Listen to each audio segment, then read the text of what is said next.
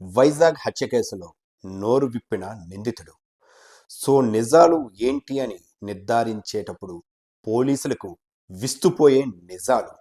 2021 సంవత్సరం నుంచే మౌనికతో dating app ద్వారా తనకి పరిచయం అయింది. వారు 3 సంవత్సరాల పాటు తనతో పరిచయాన్ని అయితే కొనసాగించాడు.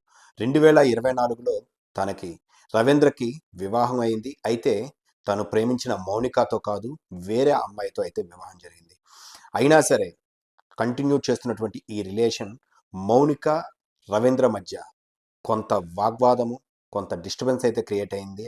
వీళ్ళిద్దరూ కలిసి అంటే మౌనిక అదేవిధంగా రవీంద్ర కలిసి ఉన్నటువంటి వీడియోలు రవీంద్ర భార్యకి పంపించడం, అటువంటి ఫోటోలు పంపించడం, ఇలాంటివన్నీ కూడాను మౌనిక చేసిందని స్పష్టంగా అయితే తను చెప్తున్నాడు.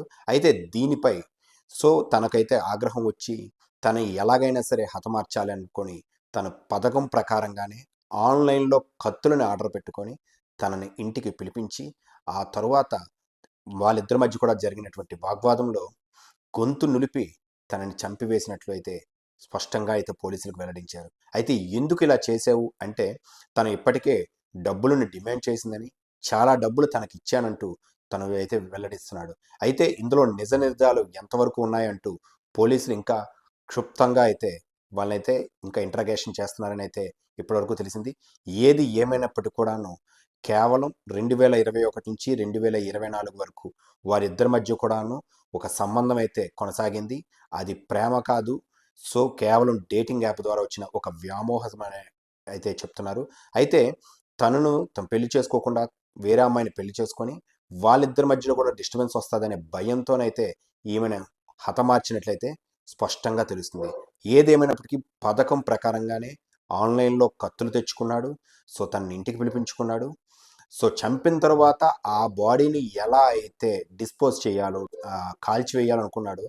మొట్టమొదటిగాను తలని అయితే తీసేసి అడవి వరం వెళ్తున్నటువంటి త్రోవలో దట్టమైనటువంటి జీడి తోటల మధ్య అయితే తలని, చేతులు కాలుని పడేసి పెట్రోల్ పోసి తగలబెట్టినట్లయితే చెప్తున్నారు.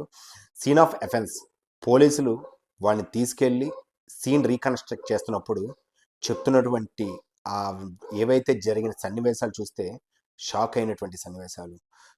కొంత బాడీని కూడా తీసుకెళ్ళి ఫ్రిడ్జ్లో పెట్టినటువంటి ఘటన, అదేవిధంగాను ఏం చెయ్యాలో తెలియక భయపడి తనే పోలీసులు ఎదుట లొంగిపోయినటువంటి ఈ ఘటన అయితే జరిగింది. అయితే కూతురు లేదని కన్న తండ్రి గుండెలు పగిలేలా ఏడుస్తున్నటువంటి ఘటన వైజాగ్లో అందరినీ కూడా కలిచివేస్తుంది. ఏదేమైనా అమ్మాయిలు తస్మాత్ జాగ్రత్త. వైజాగ్ హత్య కేసులో నోరు